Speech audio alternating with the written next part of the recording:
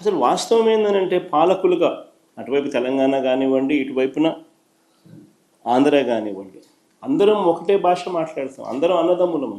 Nobody is against the other. Telangana ప్రాంతంలో వాళ్లకు నష్టం చేయాలని జగన్ ఏ రోజు ఆలోచన చేయడు, తపన పడడు, తాపత్రయపడడు.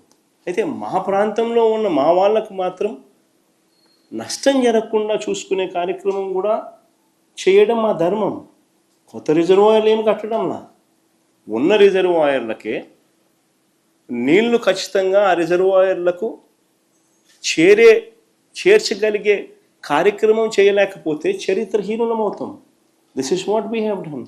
దీంట్లో ఒక ఎమోషనల్ డ్రామాస్ ప్లే చేసి భావోద్వేగాలను రెచ్చగొట్టి ఇరు ప్రాంతాల ప్రజలకు మధ్య గొడవలు క్రియేట్ చేసే కార్యక్రమము పాలకులుగా ఉన్న కొంతమంది చేస్తూ ఉన్నారు. తప్పది. ఫ్యాక్ట్స్ కరెక్ట్గా చెప్పాలి. కరెక్ట్గా చెప్పినప్పుడు ప్రజలైనా అర్థం చేసుకుంటారు. అందరం అన్నదమ్ములుగానే ఉన్నాం, అందరం అన్నదమ్ములుగానే కలిసిమెలిసి ఉన్నాం, కలిసిమెలిసి పెరిగినాం కూడా. గతంలో కూడా రాయలసీమలో ఉన్న ఏ ప్రాజెక్టు కూడా పూర్తి వాడుకోలేని పరిస్థితి.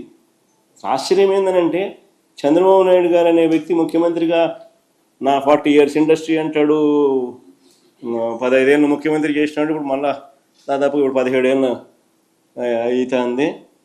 అసలు ఇన్ని సంవత్సరాలు ముఖ్యమంత్రిగా చేసిన వ్యక్తి ఆశ్చర్యకరమైన పరిస్థితి ఏంటంటే రాయలసీమలో ఉన్న రిజర్వాయర్లను కనీసం ఫుల్ కెపాసిటీలో నీళ్లు నింపుకోలేని పరిస్థితి. ఆశ్చర్యం కలిగిస్తుంది ఈ విషయాలు. ఇదే చేద్దామని చంద్రబాబు నాయుడు గారు ప్యాకేజీలు విడగొడతాడు. జీవో నెంబర్ 22, జీవో నెంబర్ 63 అని చెప్పి డబ్బులు ఎత్తే దానికోసం జీవోలు జారీ చేస్తాడు.